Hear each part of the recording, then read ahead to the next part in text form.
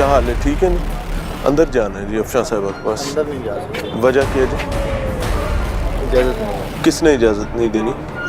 आज next day है हमारा, हमें नहीं पता कि नेक्स्ट डे है, फर्स्ट डे है?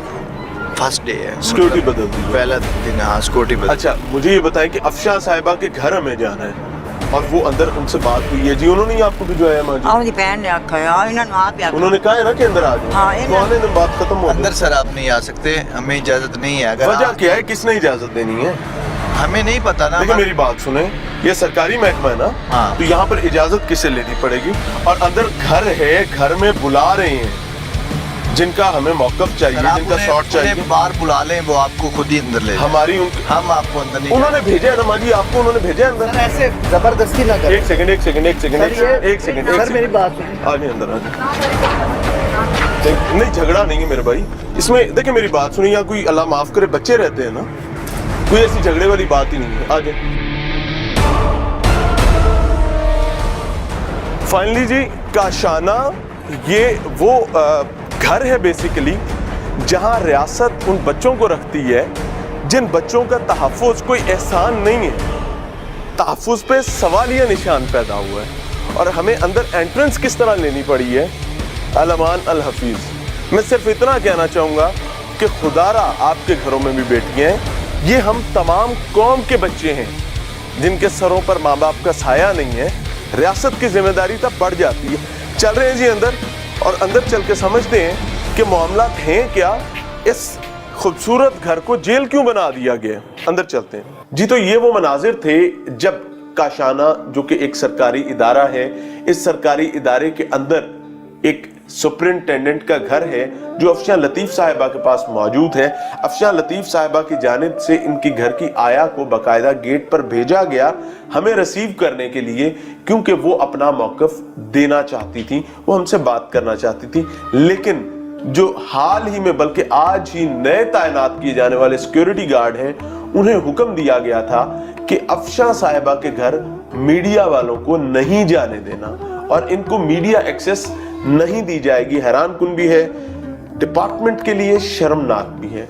मैं हैरान हूं कि आप कैसे किसी भी पाकिस्तानी को उसका मौक़िफ़ देने से रोक सकते हैं। बहरहाल इशू को डाइवर्ट करने की बजाय मैं डायरेक्टली, हमारे साथ मौजूद हैं अफशान लतीफ़ साहिबा, thank you very much ma'am for your kind time.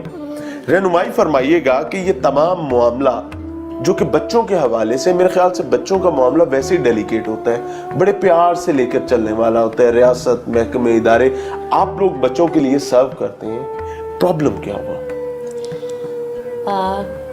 Problem जब यहाँ पे मुझे तैनात किया गया 6 अप्रैल को, उसके बाद हमारी डायरेक्टर जनरल थी अफशान किरण इम्तियाज़, जिनका मुझ पे बेइंतहा प्रेशर था यहाँ पे। जो अंडर एज लड़कियाँ थीं, बच्चियाँ थीं, उनकी शादियाँ करवाने के लिए उनको उसके साथ ही उनके अहकामात थे कि उनके लिए जो रेजिडेंस हैं, जो रूम्स हैं, वो अंदर ही तैयार किए जाएंगे शादी के बाद जी, और उनका स्टे अदारे के अंदर ही होगा। अच्छा, यानी कि किरण साहिबा जो थी, वो आपकी साबिका डायरेक्टर, वो ही चाहती थी कि बच्चों की शादियां करवाई जाए जी, कम उम्री की शादियां जी, जो कि पहला जुर्म, जी, और दूसरा जुर्म ये कि उनको शादी के बाद जो कि किसी और की बीवी बन चुकी होगी, उनको भी इदारे के अंदर ही कमरे दिए जी। कानून इस पे क्या कहता है? कानून अंडर एज लड़कियों की शादियों के में हमारे कानून में कोई गुंजाइश नहीं है, बल्कि ये जुर्म है। जी बिल्कुल। और हमारा अदारा बच्चियों के पढ़ाने के लिए है, उनकी तरबियत करने के लिए है, उनको माशरे का एक कारआमद शहरी बनाने के लिए उनको तालीम दी जाती है। जी हमारी शादियाँ करवाना चाह रही थी, जो 18 साल की बच्चियाँ, उससे भी छोटी बच्चे 17 साल की उनकी शादी हो जाए, और अलग अलग तरह के बूढ़े आदमियों को, 50-60 साल के आदमियों को बुला के ऑफिस में उठाती थी और हमें कहती थी तैयार हो किया हो, और हमें दिखाती थी। और वो लोग जब पसंद करते थे और इधर कमरे डेकोरेट किए जाते थे, इधर बच्चियों के साथ रहना और इन आदमियों ने इधर रहना, बाद में वो लड़के और आदमियाँ इधर आ करेंगे, और बहुत सारे आदमी इधर आते थे और हमारे से बहुत अजीब तरह का सलूक करते थे और बहुत गंदी नज़रों से देखते थे। नहीं, वो जो कमरे डेकोरेट किए जा रहे थे वो उन्हीं के लाए हुए कुछ आदमी थे, और हम लड़कियों को कहते थे कि त्योहारों के नीचे आओ, हमें उनको दिखाया जाता था ताकि वो हमारे रिश्ते रहे, और वो इतनी बड़ी बड़ी उम्र के लोग होते थे। तो 4-7 4-7 साल इसके करीब यानी कि 40 तक इससे भी बढ़कर होते थे। और हम नहीं चाहते कि डीजी मैम दोबारा आए इस कशाना में, तो ये कशाना फिर से तबाह हो जाए और यहाँ का कोई भी शख्स बंदा नहीं आना चाहिए। यहाँ पे चार्ज लेने के बाद जो सबसे पहले यहाँ पे काम किया, जिसकी मैंने ज़रूरत महसूस की, वह यहाँ पे बच्चियों के लिए मस्जिद बनाना थी ताकि उनकी दीनी और दुनियावी तालीम दोनों की जा सके यहाँ पे। जिसके लिए मैंने एक मौलमा का कारिया का इंतज़ाम किया जो उन बच्चियों को डेली आके 2 घंटे की कुरान की तालीम देती हैं। इसके साथ उनको अखलाकियात का दर्स दिया जाता है जिनकी इन बच्चियों को ज़रूरत होती है। इसके साथ बच्चियों को मैंने एक पॉजिटिव वे में रहने के लिए यहाँ पे उनके लिए वोकेशनल कोर्सेज़ का आगाज़ किया। उनको मुख्तलिफ़ हाथ से बनाई हुई अशिया जो होती हैं, जिसमें हैंडमेड ज्वेलरी है और पॉट पेंटिंग है, स्टिचिंग है, टाई एंड डाई, इस तरह के कोर्सेज़ करवाने का आगाज़ किया। जिसकी 21 अक्टूबर को यहाँ पे बाकायदा उनकी हाथ से बनाई हुई चीज़ों की नुमाइश का भी एहतमाम किया गया, जिसको सरकारी जो हमारे फ़ीमेल MPS थी वो आई, हमारी डायरेक्टर जनरल आई, मैंने बहुत जी बहुत अच्छा रहनुमाई फरमाइएगा कि ये तमाम चीज़ें तो आपकी रिस्पॉन्सिबिलिटीज जी बिल्कुल आपने अदा की आपके मुताबिक। जी हम ये समझना चाहेंगे कि बच्चे क्या यहाँ पर गैर महफूज थे प्रेशर की वजह से? बिल्कुल, क्योंकि बच्चियों को डायरेक्टली ये उनके सामने उनको थ्रेट किया जाता था कि आप सबकी शादियां करवाई जाएंगी। उनके सामने मुझे अहकामात दिए जी डीजी आई थी, उन्होंने बहुत बुरे तरीके से सबसे बात की थी। अगर हम उनकी कोई बात का जवाब भी देते थे तो वो हमें बुरे तरीके से बोल के कहती थी अपनी आंखें नीचे रखो। बोलती बहुत बुरे तरीके से थी, चिल्ला के गंदी वर्डिंग यूज़ करती थी। और क्या उसका नाम है, लड़कियों के लिए रिश्ते लाती थी, उन्हें दिखाती थी। और साइमा के जो भाई आए थे उनमें से एक को कहती थी, इधर लड़की थी कि उससे इसकी शादी कर देंगे और इससे फिर यहीं पे ही कुक बना देंगे और यहीं पे ये रहा करेगी उसके साथ ही। और यहाँ तक कि ये कहा था उससे कि तुमने अपने घर वालों को भी नहीं बताना, छुप के शादी करेंगे और इधर ही रहेंगे। तो फिर हमारी मैम अफशा ने उनके खिलाफ एक्शन लिया और अब उन्हें भी निकाला जा रहा है। शादी अगर कम उम्री की ना हो तो शादी के हवाले से कानून क्या है इस इदारे में? शादियों के लिए इन सब के गार्डियंस मौजूद हैं, इनके घर वाले मौजूद हैं, उनकी रज़ामंदी से उनके बताए हुए रिश्तों पे शादी की जाती है।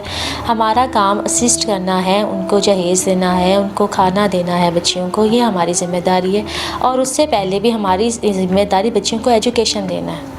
उसके बाद जो उनकी फ़ैमिली उनके लिए डिसीजन लेती है, उन्होंने पढ़ना है, उनकी शादियाँ करवानी, उनकी फ़ैमिली का डिसीजन है, वो हमारा डिसीजन नहीं होता। आपने इदारे को ये तमाम मसाइल लिखे? जी बिल्कुल, मैंने इसका क्या जवाब? मैंने अपने डिपार्टमेंट में रिटर्न कंप्लेन अपनी फॉरवर्ड की थी कि मुझे यहाँ पे ये थ्रेट किया जा रहा है, ये प्रेशराइज़ किया जा रहा है और इस मामले को प्लीज़ लुक आफ्टर करें, इस मामले को देखा जाए कि प्रेशर मेरे पे डाल रहा है, क्योंकि मैं बताए बगैर इस प्रेशर को बेयर नहीं कर सकती थी और ना मैं किसी के कहने पे प्रेशराइज़ होकर बच्चियों के साथ नाइंसाफ़ी कर सकती थी। यहाँ मेरी हैसियत उनकी कस्टोडियन की है। मेरी अपनी 3 बेटियाँ हैं जो इनके साथ बिल्कुल घुल मिल के रहती हैं। उनका खाना पीना, बैठना, उठना, खेलना बिल्कुल इन बच्चियों के साथ बहनों की तरह, और ये बच्चियाँ भी मेरे लिए अपनी बेटियों की तरह ही हैं। मैं उनकी इज़्ज़त और वक़ार पे कोई कंप्रोमाइज़ नहीं कर सकती थी, जिसके लिए मेरे लिए कोई प्रॉब्लम नहीं थी। मैं अपनी जॉब पे थी, मेरा अपना पर्सनल कोई इशू नहीं था। मैंने सिर्फ इन बच्चियों के हक़ के लिए आवाज़ उठाई और अपने डिपार्टमेंट को इसके ऊपर इन्फॉर्म किया, जो मेरी रिस्पॉन्सिबिलिटी थी। मैडम को डिस्चार्ज किया जा रहा है और हम यहाँ नहीं रह सकते अपनी मैडम के बगैर। यहाँ हमें अपनी माँ बाप के हवाले कर दिया जाए, या हमें यही मैडम चाहिए, हमें इसके अलावा और कोई मैडम नहीं चाहिए। डीजी आती थी, वो इतनी लव मैरिज बोलती थी, कोई भी अपने बच्चों के साथ ऐसे बुरी लैंग्वेज नहीं बोलता जैसे वो बोलती है। हम तो बच्चे हैं, हमारी ये छोटी छोटी ऐपियों को पढ़ने का शौक है। कहती मैं इनकी शादियाँ करवा दूँ, क्या इनकी शादियाँ करने की उम्र है? अभी हमारी पढ़ने की उम्र है, अभी हमने अपने हाथ पाँवों पे खड़े होना है, हमने कुछ बन के यहाँ से निकलना था, जो अब हमारे साथ इस टाइम हो रहा है। आपने इन्फॉर्म किया, उसके बाद क्या होता है? उसके बाद जो अजमल चीमा सूबाई वज़ीर था हमारा सोशल, जी साबिका वज़ीर थे, जी, सोशल वेलफेयर का मिनिस्टर था उस टाइम। उसने अदारे में सरप्राइज़ विज़िट करके जो यहाँ पे सुपरिटेंडेंट का शाना की सीट थी, वो अफशान लतीफ़ की सीट नहीं थी, वो सुपरिटेंडेंट का शाना की सीट थी, जिसको आके उसने ऑक्यूपाई कर लिया। उसने अपनी हैसियत का नाजायज़ फ़ायदा उठाया, मिनिस्टरशिप का मुझे थ्रेट किया उसने। वो आके मेरी सीट पे कब्ज़ा करके बैठ गया। मुझे उसने अपने सामने मुजरिमों की तरह बैठा दिया, मेरे स्टाफ को तलब कर लिया, सबको। मेरी इजाज़त के बगैर वो लड़कियों के रहायशी कमरों में गया, उनसे इंटरव्यू किए, उनसे पूछा आप लोगों पे क्या थ्रेट था, आपको शादियों का कौन कह रहा था, सारा मामला उसने बच्चियों से बताया? जी बिल्कुल, उन्होंने बताया। फिर उसने बच्चियों से पूछने के बाद और इस पूरे काम में उसने मुझे मेरे ऑफिस में ही बैठा के रखा। मुझे वो साथ लेके नहीं गया और ना मेरी इजाज़त दी उसने और ना मुझे बताया। जी बिल्कुल, मुझे मेरे ही ऑफिस में यह माल बना के बिठाए रखा उसने। बच्चियों से बात करने के बाद उसने मुझसे पूरा मामला पूछा, तुमने क्या कंप्लेन की है, जिसके ऊपर मैंने उनको पूरा मामला बताया।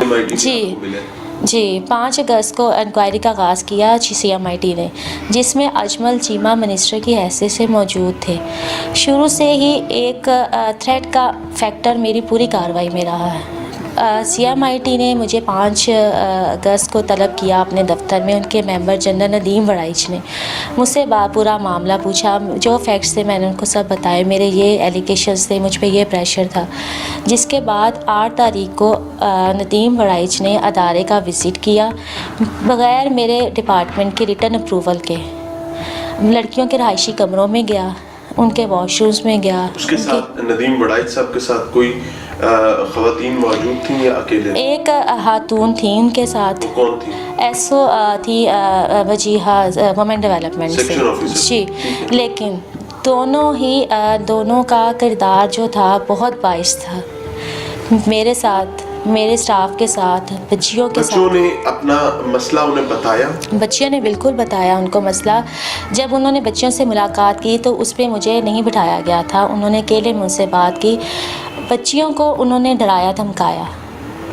क्या? यस, कि आपने जो ये कंप्लेन की है, आपको सारी ज़रूरियात जो हैं अदारे की वो DG दे रही हैं, आपका अदारा नहीं दे रहा, ये DG आपको सब कुछ दे रही है, जिसके खिलाफ आप बात कर रहे हैं। आपने जो भी एलिगेशंस लगाए हैं, बच्चों को उन्होंने डराया। बच्चों को डराना आसान है, कोई शक नहीं, ठीक है। बच्चियों को डराया धमकाया कि अपनी कंप्लेन जो है वापस लें।